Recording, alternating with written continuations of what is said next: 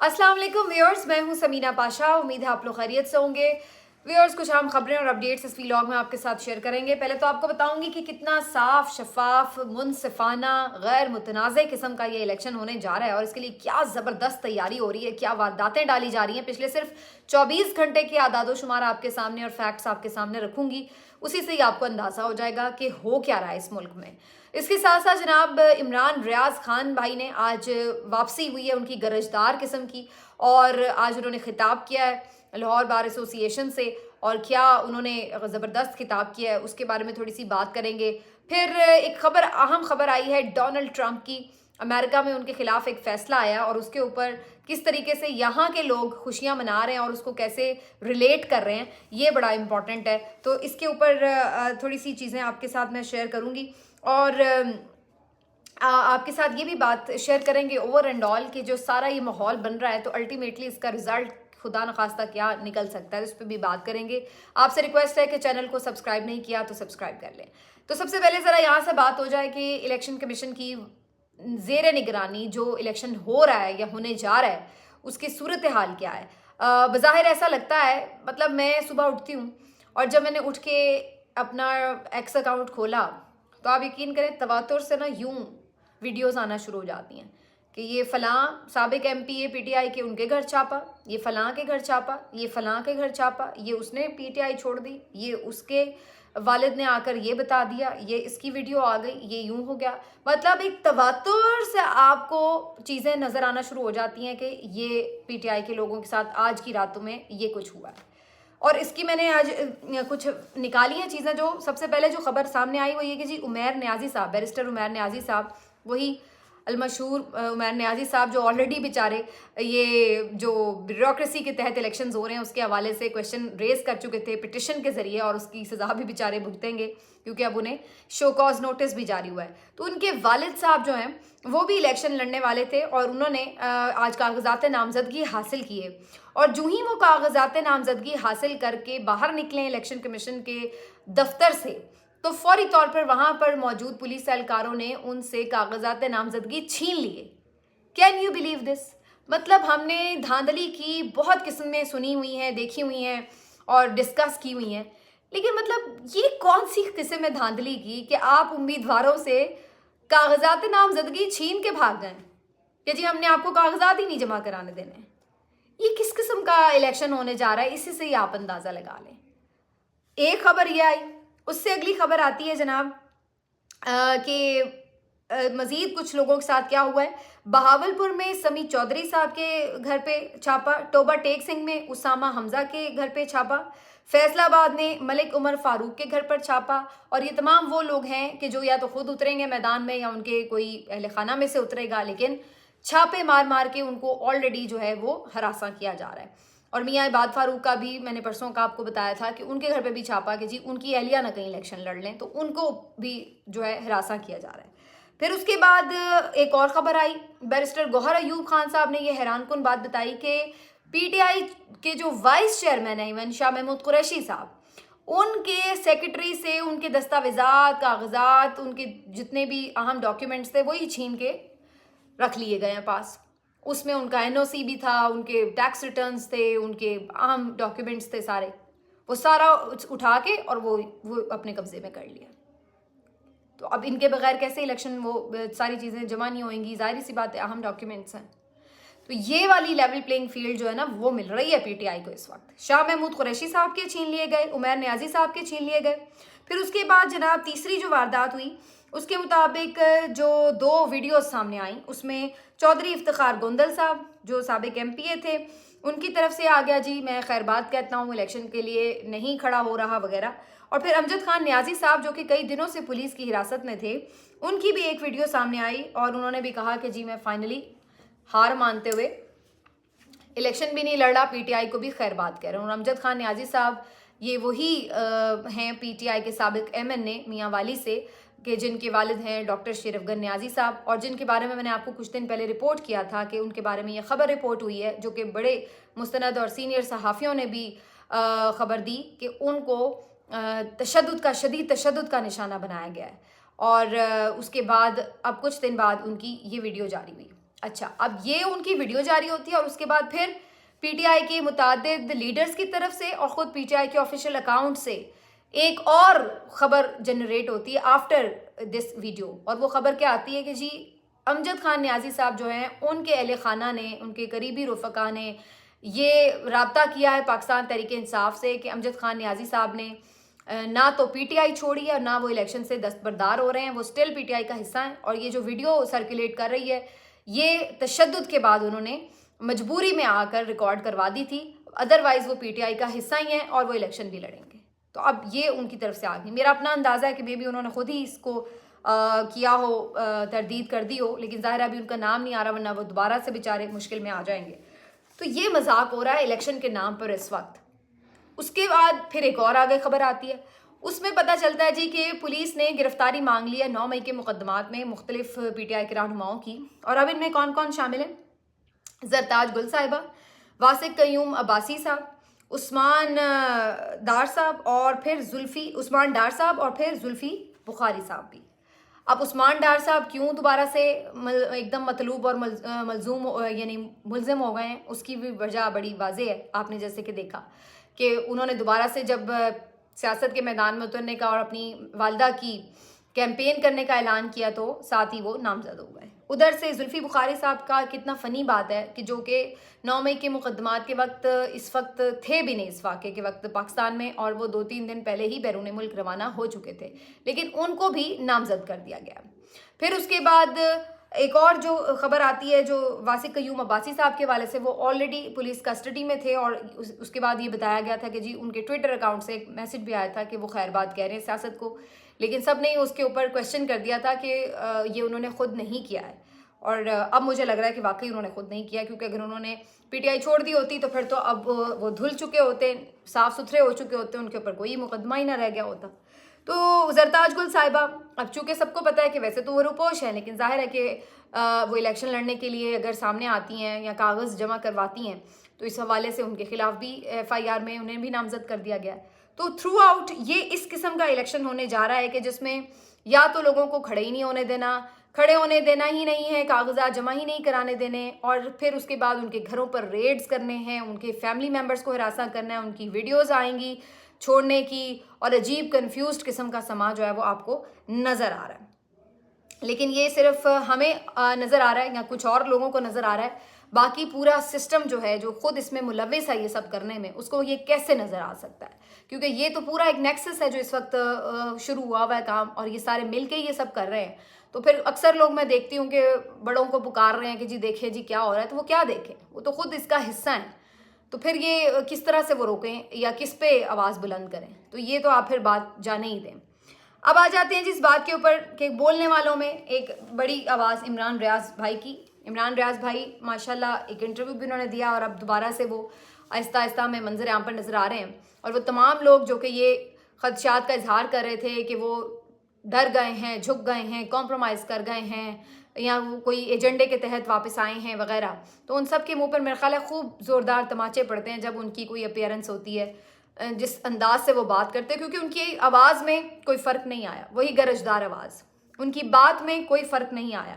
وہی اصول پرستی کی بات، اور ان کے انداز میں کوئی فرق نہیں آیا، وہی بہادری اور دلیری کا انداز، تو ان میں تو کوئی فرق نہیں آیا، اور ان کی سوچ میں بھی فرق نہیں، اور آج جو انہوں نے تقریر کی اس میں بھی انہوں نے یہ بات کی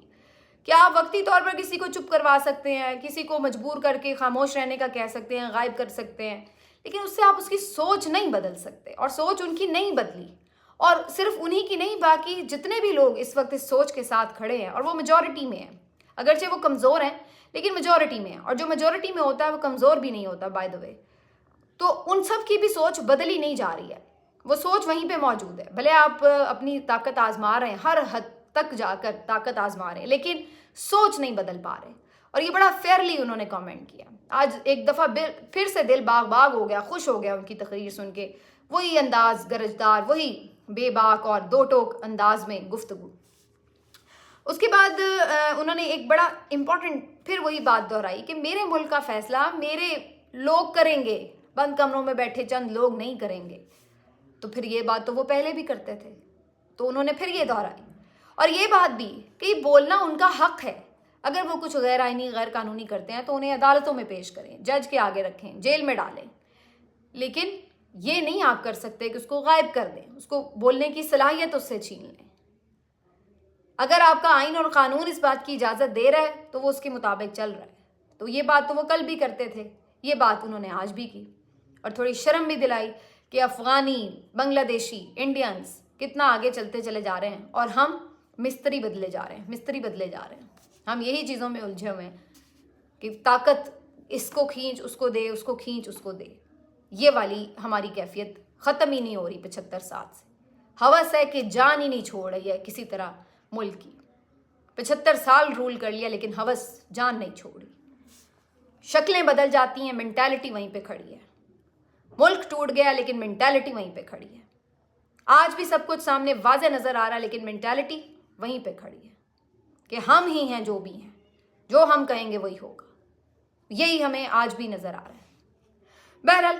اب کچھ خبر اس حوالے سے بھی آپ کو دے دوں کہ ڈونلڈ ٹرمپ صاحب جو امریکن پریزیڈنٹ تھے سابق, ان کو نااہل کر دیا گیا کیپٹل ہل میں,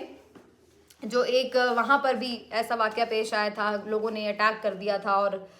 کچھ پرتشدد واقعات وہاں پر رونما ہوئے. تو اس کے بعد ان کو بھی نامزد کیا گیا تھا. کولوراڈو کی ایک عدالت نے انہیں اس میں سزا سنا دی ہے اور اس وجہ سے نااہل بھی آئندہ الیکشن کے لیے قرار دے دیا ہے, یعنی اب وہ الیکشن نہیں لڑ سکتے, اگلے صدارتی الیکشن. اس کے اوپر ڈونلڈ ٹرمپ نے ریاکشن بھی دیا اور انہوں نے کہا کہ جو بائیڈن جو ہیں بیسکلی جمہوریت کش قسم کے انسان ہیں اور انہوں نے یہ جمہوریت پر حملہ کیا ہے, اور یہ انہیں معلوم ہے کہ اس وقت وہ الیکشن نہیں جیت سکتے اور پاپولر ہیں اس وقت ڈونلڈ ٹرمپ, لیکن انہوں نے محض اپنی کرسی بچانے کے لیے یہ فیصلہ کیا. وہ بھی یہی بات کر رہے ہیں کہ فیصلے پر اثر انداز ہوئے ہیں وہ,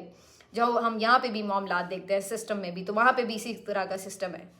اب اس کے اوپر مزے کی بات یہ ہے کہ جو بہت سے پاکستان کے صحافی ہیں بڑے خوش و خرم ہو کر ٹویٹ کرتے پھر رہے ہیں کہ دیکھیں جی وہاں پہ بھی 9 مئی کے جیسے مقدمات ہوئے تھے اور وہاں پر ڈونلڈ ٹرمپ کو انہوں نے نااہل کر دیا. کامران شاہد صاحب نے ایون یہ بھی لکھا کہ وہ تو وہاں پر حالانکہ فزیکلی موجود نہیں تھے, لیکن چونکہ وہ اس کو مورل سپورٹ دے رہے تھے ان تمام بلوائیوں کو جو وہاں پر موجود تھے جنہوں نے اٹیک کیا, تو بیسکلی وہ ان کو ایک متوازی مثال ڈرا کر رہے تھے کہ جی 9 مئی کے مقدمات پاکستان میں بھی اسی قسم کے ہیں کہ جس میں عمران خان صاحب خود تو نہیں موجود تھے وہاں پہ بنفس نفیس, لیکن بیسکلی وہ ماسٹر مائنڈ تھے یا ان تمام لوگوں کے پیچھے ذہن سازی انہی کی تھی. تو وہ ایک طرح سے گراؤنڈ بنا رہے تھے کہ اگر عمران خان صاحب کو بھی اس طرح سزا ہوتی ہے تو یہ بڑی ایک جینون سزا ہوگی جیسے ڈونلڈ ٹرمپ صاحب کو ہوئی ہے. تو ایک انہوں نے کوشش کی کہ ایک مثال جو ہے وہ اس کو ساتھ ملا کر ایگزامپل دے سکیں. تو یہ بیسکلی چیز ہے. حالانکہ اب وہ دونوں بالکل ایک مختلف چیز بھی ہے. ایک تو پہلی بات تو یہ کہ ڈونلڈ ٹرمپ بھی ابھی سپریم کورٹ میں وہاں پر اپیل کر سکتے ہیں اور وہاں پر ہو سکتا ہے کہ ان کی سزا کو ختم قرار دے دیا جائے. دوسری طرف یہ بات ہے کہ جو پاکستان کا معاملہ ہے اس میں تو 20 مقدمات ہیں عمران خان صاحب کے اوپر, جس میں کرپشن سے لے کے عدت کے نکاح کا کیس اور بہت عجیب و غریب قسم کے دھمکی والا کیس اور یعنی الیکشن کمیشن کی توہین کا کیس, تو ہر طرح کے کیسز ہیں وہاں پر. اتنی کم از کم گھٹیا حرکتیں نہیں ہیں, جو کیس تھا وہی تھا. اور پھر یہاں پر جو یہ معاملہ ہوا ہے اس میں تو 9 مئی کے جو معاملات ہیں اس میں بہت کچھ ابھی ایک جو ہے وہ انویسٹیگیٹ ہونے والا ہے, اور خود اس پہ سلسلے میں ایک انکوائری کے لیے جوڈیشل انکوائری کے لیے عمران خان صاحب بھی کہتے رہے ہیں, اور ایک درخواست بھی ہے لاہور ہائی کورٹ میں. اس کا بھی فیصلہ نہیں آیا ہے, لیکن